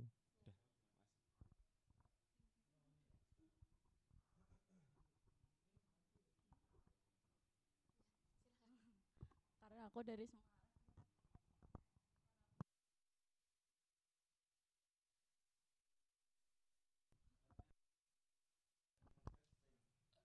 Tes tes. Cek cek Cek. cek ini cek. karena aku dari Semarang, jadi kayaknya semuanya tuh aku rasanya kayak udah kegali gitu loh Mbak. Tapi yang aku sorotin itu sebenarnya toponimi jalan-jalan kampung di Mataram, yang ya mungkin sebagian udah ada yang neliti, tapi sebagian lagi kayak daerah Kampung Yusuf kayak gitu-gitu kan, terus Kampung Baris kayak gitu sebenarnya udah ada yang neliti, cuman tuh kayak agak lebih dalam kayak gitu loh. Bahkan kita agak gali ada apa, misal ada apa sih kayak budaya-budaya yang terpendam di situ, dan kendalanya itu di apa ya, mungkin modernisasi kali ya, karena sekarang kan kayak daerah-daerah itu kan juga udah jadi pertokoan seperti itu, mungkin gitu sih. Kampung yang kalau yang dari perempatan Pasar Manggar itu ke kanan itu kan mungkin sebagian kampungnya itu kan udah kegali ya sejarahnya ya. Kayak kampung apa sih, Kentangan seperti itu, terus kampung apa lagi ya, ya mungkin yang daerah Jagalan seperti itu juga kan, itu kan juga udah kegali seperti itu. Tapi kalau yang dari mungkin Mataram dari Bangkong ke kanan itu kan kayak Kampung Yusuf seperti itu kan, itu kayaknya belum apa ya, kegali gitu loh sejarah kampungnya kayak gitu. Ya aku lebih fokusnya ke toponimi sih sebenarnya seperti itu. Iya. Iya. Dan Mungkin lebih ke Histeria sejarah. nanti. Kayak gitu. Iya. Oke, selanjutnya karena teman-teman pada awalnya saya mencari yang penting di kota saya gitu, di kecamatan saya gitu, itu terkait bagaimana pelabuhan yang dulunya menjadi corong candu di sekitar Pantura gitu. Tapi karena itu ada kawasan pecinan dan di Juwana, di kecamatan Juwana itu kawasan pesisir dari Kabupaten Pati. Karena yang lain bahas itu lokalitas gitu ya, mungkin aku cerita yang lain aja. Ini apa? 2 berarti. Iya 2 berarti. Mampus. Jadi ada kawasan bernama perlu diketahui bahwa Juwana itu wilayah Kabupaten Pati, terletak di daerah pesisir gitu ya. Itu menjadi kawasan yang cukup padat dan mempunyai yang cukup sentral di wilayah sekitarnya gitu. Karena di situ ada sungai yang mengalir dari laut gitu sampai jauh gitu. Jadi di sungai-sungai itu dari dulu menjadi pusat perekonomian warga dan kawasan di sekitar dan kota-kota di sekitarnya gitu. Dan sampai sekarang itu menjadi pusat perekonomian, dan bahkan ikan-ikan dari Juwana itu sempat diekspor dan setiap harinya disebar ke berbagai wilayah di Jawa Tengah, Jawa Barat, dan bahkan Jawa Timur gitu. Dan di kawasan tersebut karena orang-orang dulu Pak berpusatnya itu pasti perekonomian di sungai. Orang-orang dulu di sekitaran sungai gitu menjadi tempat di kawasan tersebut menjadi kawasan-kawasan yang didiami oleh beberapa masyarakat gitu, dan di kawasan tersebut membentuk kampung pecinan gitu.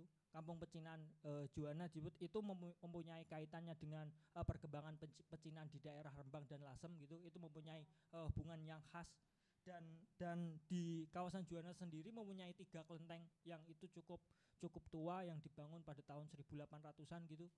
Dan apalagi ya, terus di desa kan itu sungai, kemudian ada alun-alun, kemudian ada kampung pecinan gitu. Itu termasuk dalam wilayah Kauman. Itu desanya disebut sebagai Kauman. Itu tentunya mempunyai kaitan dengan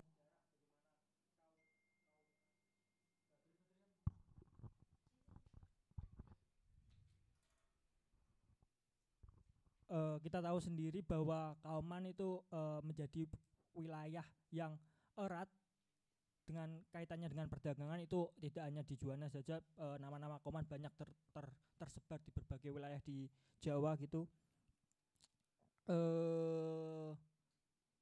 Terus mengapa kawasan itu penting? Tentunya menjadi suatu identitas tersendiri, dan kaitannya dengan sejarah. Itu menjadi kawasan ada pabrik rokok Tapal Kuda yang sudah ada sejak dulu, kemudian menjadi corong candu atau opium di sekitar di Jawa pada waktu itu, kemudian pusat perekonomian, dan wilayah di sekitaran kawasan Juwana itu menjadi pusat perkembangan dari kawasan Juwana dan sekitarnya itu sendiri. Dan itu cukup menarik. Itu yang pertama terkait ada semacam hubungannya dengan kolonialisme dan masyarakat Tionghoa gitu. Dan untuk yang isu tentang warisan tentang lokalitas itu sangat berkaitan dengan Zakwan gitu. Jadi dulu ada tiga orang, ini menjadi ada dua pandangan dalam masyarakat, tapi banyakan masyarakat percaya bahwa 3 orang tersebut, kakak beradik tersebut, berasal dari kerajaan Majapahit gitu, mempunyai hubungan dengan kerajaan Majapahit.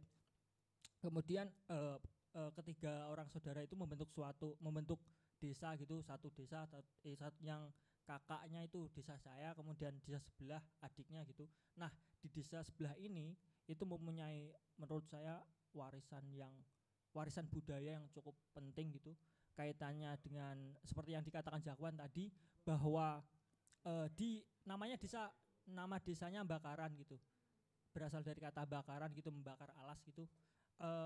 Di situ dilarang masyarakat asli Bakaran, asli desa tersebut, untuk menjual nasi. Ketika ada masyarakat asli Bakaran yang menjual mati, maka kasusnya seperti Zakwan. Kalau enggak meninggal sakit, yang dicerita di desa Zakwan itu, kalau enggak meninggal ya hidupnya enggak akan tentram, sakit-sakitan gitu-gitu keluarganya gitu. Dan cerita semacam ini di kawasan pesisir Purwodadi, Rembang, Blora, Pati itu menjadi wacana yang sangat serius bagi masyarakat gitu. Itu sangat diamini oleh kolektif masyarakat tersebut. Dan ada lagi cerita bahwa di desa tersebut juga kita ketika membangun rumah tidak boleh menggunakan batu bata merah gitu. Itu menjadi cerita yang diyakini warga sampai sekarang, karena ketika orang bangun rumah harus memakai batu bata putih, karena itu dilarang oleh sesepuh desa itu. Dan untuk pertunjukan, misalkan ada pertunjukan sedekah bumi gitu di desa tersebut, sangat dirayakan setiap tahunnya gitu. Apabila tidak dirayakan dengan misalkan menanggap wayang atau ketoprak, itu pasti akan ada celaka di wilayah tersebut. Dan ketika di kawasan perlu saya jelasin lagi, di kawasan Pati dan sekitarnya itu sedekah bumi itu menjadi agenda yang wajib wajib bagi setiap desa. Ketika tidak melaksanakan tersebut, maka ada aja halangan atau bencana yang menimpa desa tersebut. Dan kan ini desa itu kan kakak beradik. Ketika yang desa Bakaran ini melaksanakan sedekah bumi mendahului kakaknya, maka itu akan jadi celaka sendiri di desa tersebut. Itu masih terjadi sampai sekarang. Dan di kawasan itu kan ada pundennya gitu. Pundennya itu menjadi pusat spiritual bagi berbagai masyarakat sampai datang dari tempat-tempat yang jauh gitu untuk sekitar menyepi atau dapat dikatakan mungkin mencari semacam ilmu gitu ya. Dan di situ ada sumur dan ketika kita mau membuktikan kebohongan seseorang, kan ada misalkan saya berbohong, misalkan Mbak Tata tidak berbohong gitu. Ketika kami ke sana untuk membuktikan siapa yang benar, siapa yang berbohong gitu, harus meminum air tersebut. Minum air tersebut. Jika yang berbukti berbohong, ketika sudah minum air tersebut maka dia meninggal. Iya. Dan sampai sekarang teman-teman, mbak-mbak, itu di desa tersebut kan konon sesepuh itu mempunyai konflik dengan desa di berjarak satu desa di sebelahnya. Itu dipercaya masyarakat bahwa di desa tersebut kita tidak boleh kawin dengan orang-orang desa Bakaran, tidak boleh kawin dengan orang-orang desa tersebut. Jika orang-orang tersebut kawin, maka hubungan tersebut pasti gagal, atau kalau enggak keluarganya hancur, anaknya cacat atau anaknya gangguan mental dan gila gitu. Itu masih berlaku sampai sekarang. Itu, terima kasih.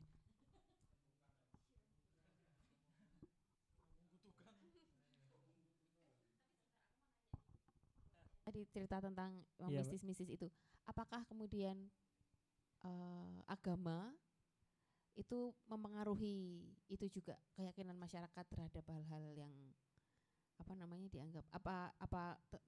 dianggap musyrik atau gimana gitu enggak? Nah, mungkin untuk pembahasan ini kan dapat dikatakan bahwa dulu menurut peneliti dari asing itu kan ada membagi bahwa Islam itu terdiri dari dua, Islam santri dan Islam abangan, Islam putih dan abangan gitu.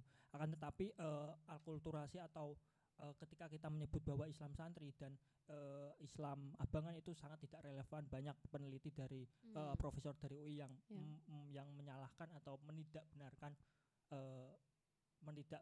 bahwa gagasan tersebut itu sangat kacau gitu. Dengan itu kan disangkut pautkan dengan Islam santri, abangan, kemudian priai gitu. Itu kan berbeda karena konteks sosial dengan agama gitu. Dan itu di masyarakat kawasan Pati sekitarnya itu isu agama itu ya memang cukup penting, cuma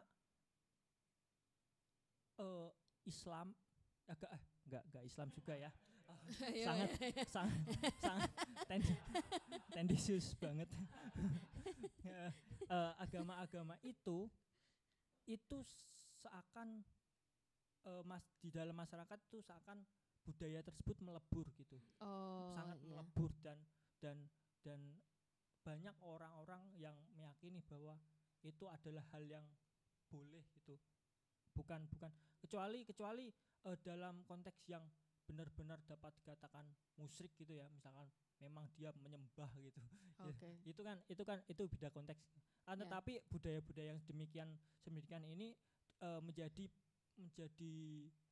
dimaknai sebagai ya warisan kita budaya dan warisan, dan itu harus dilaksanakan terlepas dari agama itu. Mungkin Mas Pupung mau nambah yang lebih tahu.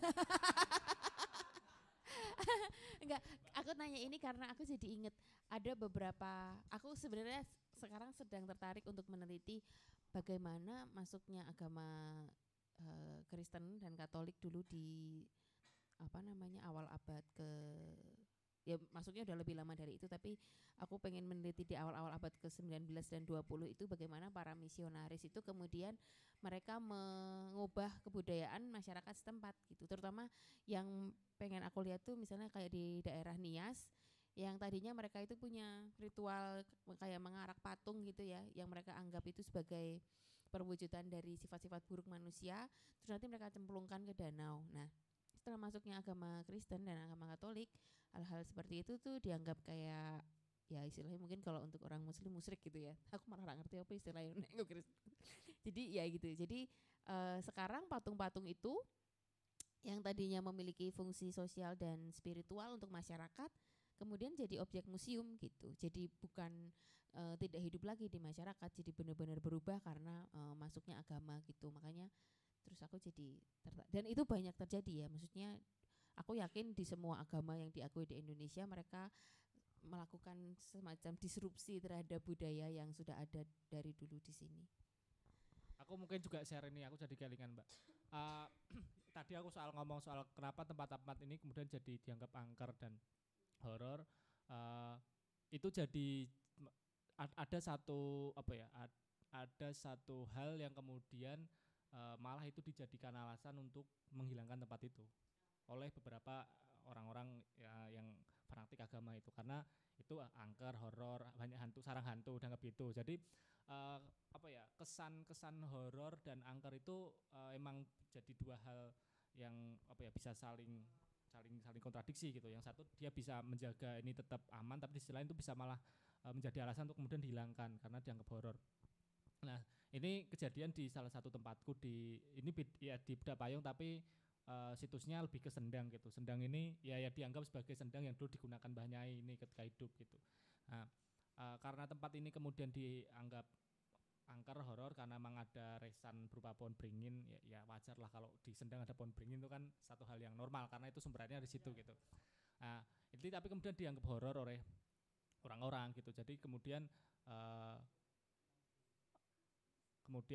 karena ini dianggap horor, maka orang jadi tidak mau lagi menggunakan tempat itu. Apalagi kemudian setelah masuknya jadi kalau di Bedak Payung di perkampungan tuh islamisasi menguat tuh mungkin juga baru sih, belum mungkin 2000-an awal gitu baru kemudian muncul banyak muncul tiba-tiba ada ustadz siapa gitu. Jadi ada gelombang itu emang. Jadi aku baru nyadari setelah dewasa ya. Kalau dulu mah ya ada guru ngaji baru ya udah datang aja, tapi hari ini aku maknai bahwa itu orang dari mana ya, siapa yang ngirim. Aku jadi curiga gitu. Jadi emang ada satu gelombang yang kemudian banyak sekali guru-guru agama yang kemudian datang dan kemudian dia membuat pengajian gitu tuh, terutama anak-anak. Ya itu hal lain, tapi itu tadi yang kemudian berhubungan dengan Sendang adalah kemudian Sendang ini dibangun atau kalau warga nyebutnya ya ini revitalisasi, tapi bagi saya melihatnya ini pengrusakan, karena kemudian Sendang itu kemudian dibangun tertutup gitu karena dianggap memperlihatkan aurat ke orang-orang gitu. Jadi Sendang yang awalnya terbuka luas gitu kemudian ditutup di petak-petak gitu. Tapi ya itu bagus, tapi di sisi lain tuh Sendangnya jadi gelap, berlumut gitu-gitu, terus sampah menumpuk gitu-gitu. Itu terus masalah lain. Terus yang jadi lebih menyebalkan bagi saya adalah kemudian ada satu proyek pemerintah yaitu membuat septic tank yang massal itu, yang gede itu tuh jaraknya mungkin enggak ada 10 meter dari mata air itu. Padahal kan kalau dalam pelajaran kita SD kan kalau kita membuat septic tank tuh kan harus minimal tuh 10 meter dari sumur kan. Nah, itu tuh enggak ada 10 meter dan itu septic tank besar. Akhirnya itu kemudian mencemari mencemari Sendang itu. Jadi Sendangnya bau, terus dia semakin dangkal gitu-gitu, terus itu tadi gelap, berlumut gitu-gitu. Jadi selain kehororan itu membuat Sendang itu terjaga, tapi di sisi lain itu ada kemungkinan ada kemungkinan penghilangan dari kelompok-kelompok lain gitu. Jadi emang mau nggak mau itu berpengaruh sih ke keberadaan agama Islam terutama ya, itu jadi pengaruh dalam masyarakat gitu sih. Terima kasih.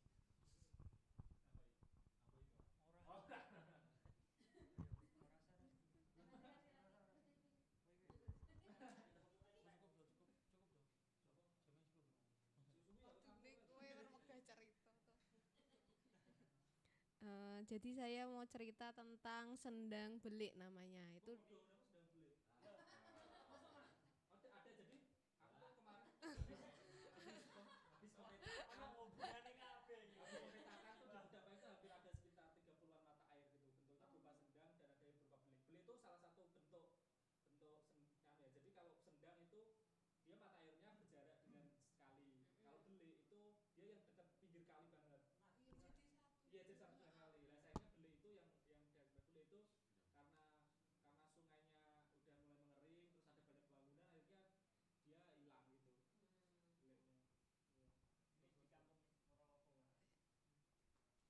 ini di Wonolopo. Kebetulan saya baru tahu ceritanya tuh kemarin itu.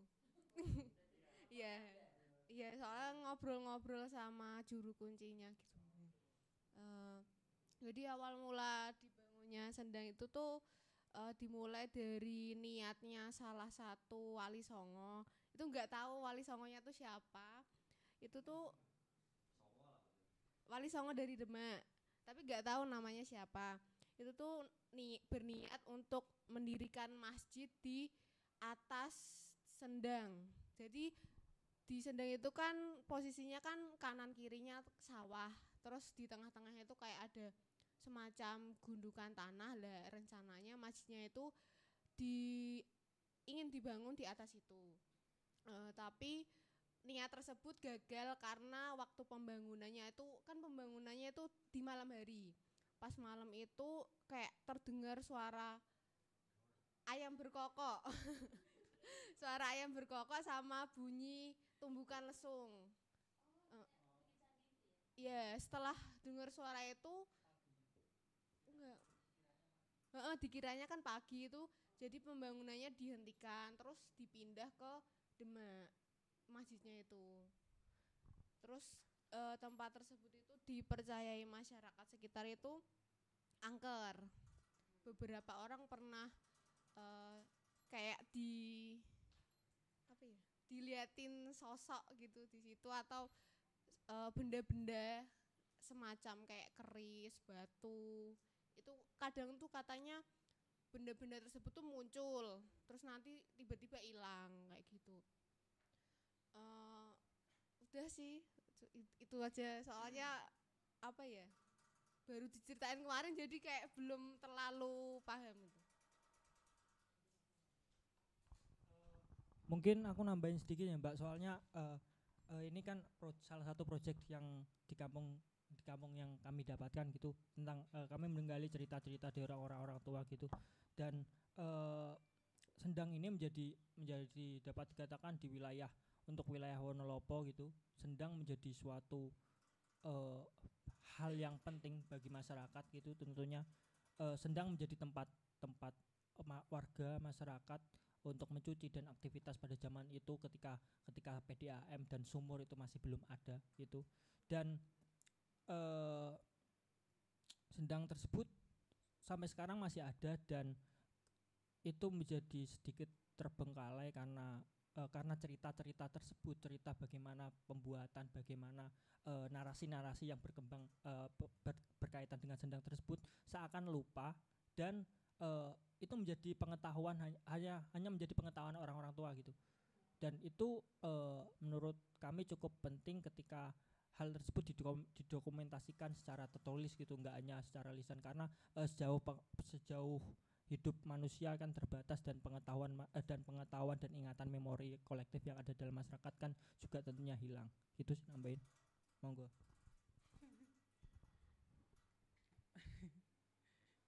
Bingung ini mau nyeritain apa. Oh ya,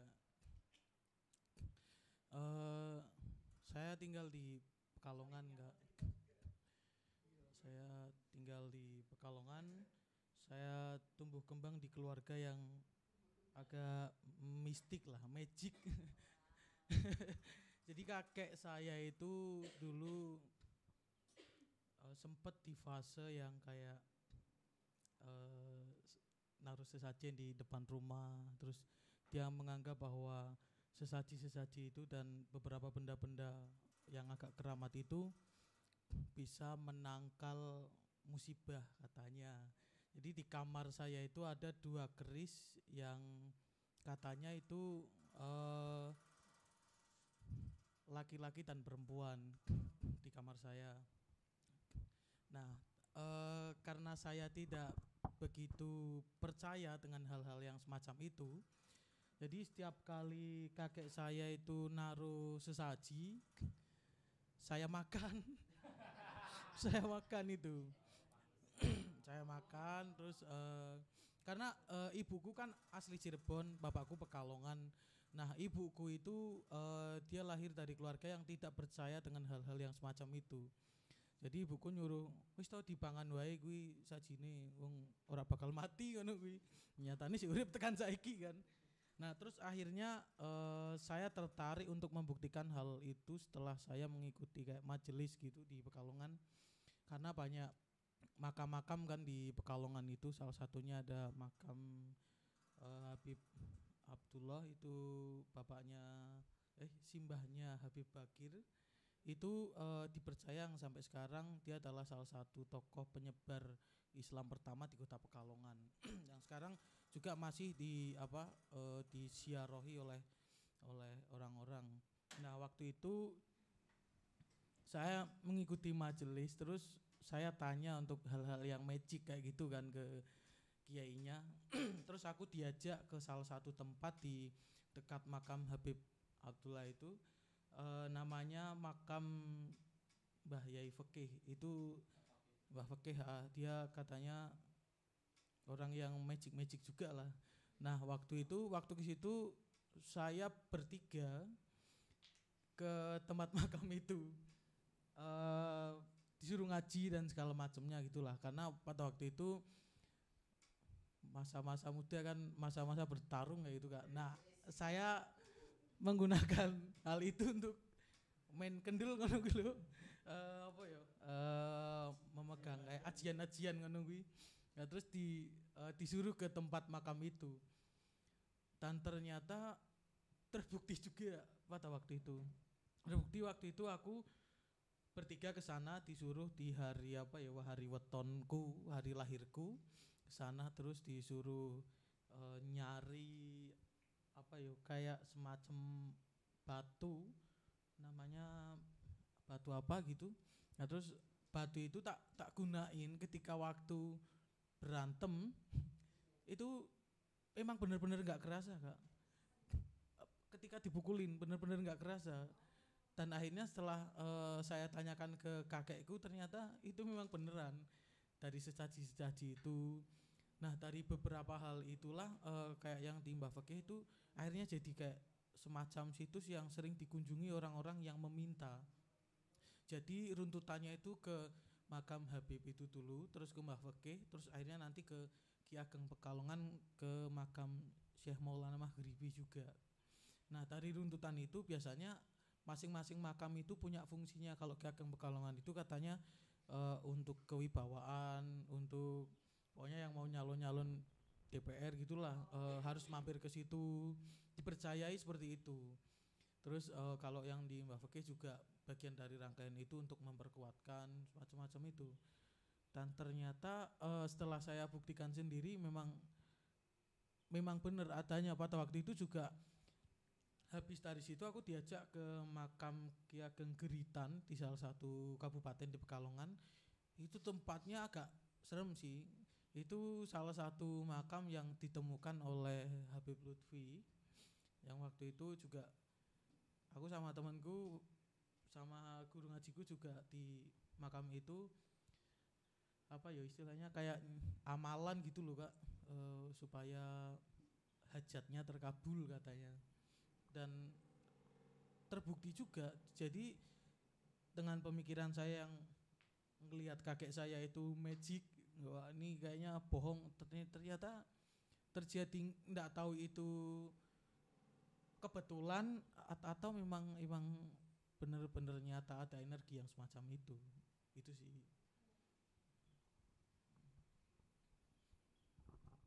Oke, ceritanya udah. Ya. Tapi Tapi itu udah di karena itu udah banyak orang yang memanfaatkan 3 situs itu tadi. Ada 3 ya tadi ya. Ini berapa sih? Banyak sih sebenarnya. Banyak ya. Tapi tadi satu titik ke titik lain itu tadi orang ziarah itu. Itu apa udah ada di penetapan secara kota atau kabupaten sebagai cagar budaya gitu belum ada ya? Kalau yang makam ya makam. Yang makam udah ya. Ditetapkan sebagai cagar budaya semacam itu, dan itu juga kayaknya masuk dari rangkaian Maulid Akbarnya Habib Lutfi. Jadi beberapa orang-orang yang datang di Maulid Akbar itu biasanya mereka nyekar ke makam itu dulu untuk kayak assalamualaikum gitunya katanya gitu. Cuman detailnya aku nggak begitu tahu karena jarang ke makam. Nah, ini semakin sekuler. Wisian. Direkam loh, guys, direkam loh. Iya. Ada lagi yang mau menambahkan cerita mistis lainnya? Oh, itu tak terpancing. Apa? Oh, mau tanya. Oh ya.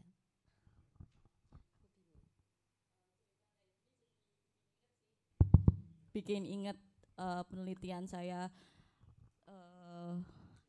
sekitar semester berapa ya? Semester 3 atau 4 kayak gitu. Itu tuh saya tuh iseng ikut hibah penelitian yang diadain Unip kayak gitu. Terus kira-kira apa ya kayak gitu. Terus ternyata saya kan suka main ke Ungaran. Daerah Bergas itu kan ada Candi Ngempon. Nah, di situ tuh saya baru ingat kalau waktu saya nyari cerita di situ, saya nemuin mbah siapa gitu. Dia tuh punya apa ya? Kayak batu gitu tapi bentuknya tuh bentuk bawang sama bentuk jagung utuh. Nah, itu kan sebenarnya dari benda itu tuh ada cerita sejarahnya terkait dengan sejarah Desa Ngempon. Jadi dulu tuh ternyata Desa Ngempon itu tuh dan Candi Ngempon itu katanya sih tempat buat mengasah keris kayak gitu, empu kayak gitu kan, Ngempon dari empu seperti itu. Dan ketika mbah itu tuh dapetin batu tapi bentuknya bawang dan bentuknya jagung, itu tuh dari pokoknya dari kegiatan dia dapetin kayak ngasah keris itu di candi itu seperti itu. Nah, itu tuh apakah batu yang dimiliki secara personal sama mbah itu tuh bisa dijadiin kayak tadi benda cagar budaya, sedangkan itu kan milik personal ya Kak. Jadi apakah prosedurnya tuh sama kayak yang dijelasin tadi ketika Mas Pupung tanya atau gimana? Iya, sama. Sama, tapi terus kemudian kalau benda ya berarti dia harus diuji apa benar dia usianya sudah sekian. Berarti kan itu usianya mungkin udah ratusan tahun ya harusnya ya. Nah, itu nanti dia akan diuji juga karena sebenarnya kalau misalnya mau nuruti kayak gitu satu persatu ada banyak banget. Kan nanti tinggal dilihat aja dia signifikannya itu secara tingkat apa gitu. Apakah di tingkat kota, apa di tingkat kabupaten, seperti itu. Tapi kan kalau disimpan terus kan juga kita sebagai peneliti mungkin ya, sebagai orang asing kan juga lah ini tuh beneran gak sih cagar budaya kayak gitu, beneran gak sih heritage kayak gitu. Dimana? Itu sekarang di mana? Batunya dimiliki sama mbahnya itu, dan katanya sih orangnya masih ada tuh ini. Itu masih ada waktu 2000 berapa ya? 2017 18 kayak gitu. Yeah. Nah, itu sempat kagetnya di situ, tapi itu beneran apa enggak? Karena bentuknya batunya itu kayak besi gitu, tapi bukan besi juga sih Kak. Kayak ya Kak mungkin penjelmaan dari keris itu kayak gitu, tapi bentuknya batu kayak gitu. Ya mungkin ada kayak permasalahan di situ. Nah itu jadi kayak ini beneran gak kayak gitu sih, kayak yang jadi wondering kayak gitu. Iya, ya memang. Jadi pertanyaannya adalah, jadi bisa nggak sih itu tuh dimiliki sebagai identitas di desa itu kayak gitu. Jadi nggak boleh boleh aja personal kayak gitu. Tapi kan masyarakat tuh malah nggak tahu sebenarnya di masyarakat. Oh, berarti buat masyarakat itu tidak penting sebenarnya atau bagaimana? Oh, nggak tahu kalau ada.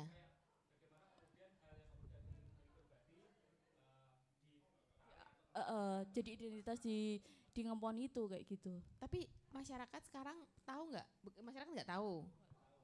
bisa tahu kalau itu ada, bahkan cuma si mbahnya ini aja merasa bahwa itu penting. Nah itu berarti bapaknya harus bisa memberikan bukti-bukti kenapa itu penting nanti, karena kalau ya itu tadi seperti yang aku bilang, kalau misalnya cuma dari per orang menganggap barang peninggalan nenek moyangnya penting, akan ada banyak sekali gitu yang harus kita akui sebagai benda cagar budaya gitu. Kecuali kalau dia memang udah ada di masyarakat, tumbuh, diakui begitu.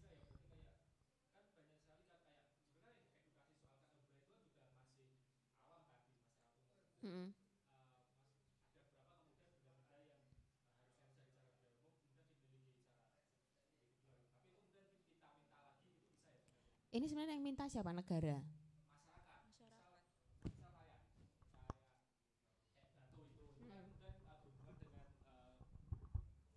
Kayak batu itu kan kemudian berhubungan dengan sejarah kampung gitu. Kemudian itu kita minta lagi, misal dari kelurahan gitu, tapi atas nama warga gitu. Apa itu bisa ya? Sebenarnya tidak perlu diminta lagi, asalkan misalnya dia kepemilikan tetap pada pemilik, tapi dia meminjamkan akses untuk kepentingan bersama. Yang penting itu aksesnya, betul. Gitu. Jadi entah misalnya kemudian setelah diteliti benar itu ada hubungannya dengan asal muasal desa, terus mereka membuat semacam kayak sudut interpretasi kecil gitu ya, semacam museum sederhana yang memamerkan benda itu, dan itu bisa mengundang banyak orang datang ke situ dan jadi bermanfaat untuk masyarakat gitu. Jadi sebenarnya terus kalau benda itu kemudian sudah diakui atau dikembalikan ke masyarakat, terus mau buat apa kayak gitu kan. Tuh. Oke. Satu lagi pertanyaan, Mbak. Kan kita ketahui sendiri bahwa warisan atau heritage di Indonesia yang benda itu dapat dikatakan sangat berkaitan dengan hal-hal yang gaib, mistis gitu, Mbak ya. Ya, gitu kan, itu menjadi pemahaman umum bagi masyarakat. Nah, Mbaknya kan latar belakangnya sekolah di Jerman. Nah, bagaimana pandangan peneliti asing terhadap wacana mistis dan gaib ketika meneliti sebuah heritage itu? Terima kasih. Mereka sama sekali nggak pakai pendekatan ini, makanya yang mereka seperti yang tadi saya bilang, sebuah elemen budaya itu dianggap signifikan itu kan unsurnya cuma sosial spiritual, tapi spiritual ini juga bukan unsur magicnya yang mereka akui, tapi bahwa masyarakat masih ada yang menguri-nguri itu gitu. Jadi bukannya terus mereka mengakui oh iya ini dulu di sini pernah terjadi, atau itu pernah ada kemunculan batu menjadi bawang dan jagung kayak gitu, enggak, bukan itunya, tapi bahwa masyarakat meyakini itu bisa dianggap penting. Terus kemudian secara sejarah dan secara artistik dan secara saintifik. Tapi mereka sama sekali menurut saya tidak memiliki pendekatan yang sifatnya magic kayak gitu, karena itu tidak bisa diukur dan semuanya itu harus diukur kan kalau untuk orang-orang barat gitu. Jadi bagi saya sebenarnya sih ini ya menarik juga gitu, bagaimana terus kemudian kita sebagai, tapi sebenarnya kalau mau ngomong kita sebagai sebuah bangsa, terus kita harus punya pendekatan sendiri untuk menganalisa atau mengkaji atau mengakses sebuah elemen budaya, apakah ini bisa dibilang heritage apa enggak, saya agak merasa terbeban dengan ngomong bahwa kita ini adalah sebuah bangsa gitu loh. Karena sebenarnya di masing-masing kebudayaan itu kita tuh punya pengetahuan sendiri, punya pendekatan sendiri atas apa yang menurut kita penting dan enggak penting gitu. Jadi memang sulit sih karena Indonesia kan terbentuk dari berbagai macam kebudayaan sebenarnya. Jadi enggak bisa ada satu hal yang kita tetapkan bahwa oh iya dia harus mengandung unsur magic baru bisa kita tetapkan sebagai benda cagar budaya misalnya. Kayak gitu juga enggak bisa. Begitu. Ini bukan malam Jumat kan ya? Oke, udah Mbak. Udah gimana lagi ya? Tutup ya, berarti udah masih udah. Oh iya juga. Mau ada disampaikan lagi udah. Oke. Terima kasih Kak Ami udah menyampaikan materinya cukup menarik dan harapannya teman-teman juga jadi belajar banyak hal. Semoga ini juga bermanfaat untuk project prototyping. Jadi setelah kelas ini teman-teman nanti akan di-drop ke kampung untuk kemudian dia bikin project prototyping gitu. Jadi harapannya dengan informasi ini teman-teman juga bisa melihat potensi lain di kampung gitu soal mungkin ada heritage, cagar budaya atau hal apapun yang bisa diuri-uri gitu. Mungkin itu, terima kasih teman-teman yang udah hadir. Kelas sesi pertama hari Rabu ini saya tutup. Wassalamualaikum warahmatullahi wabarakatuh.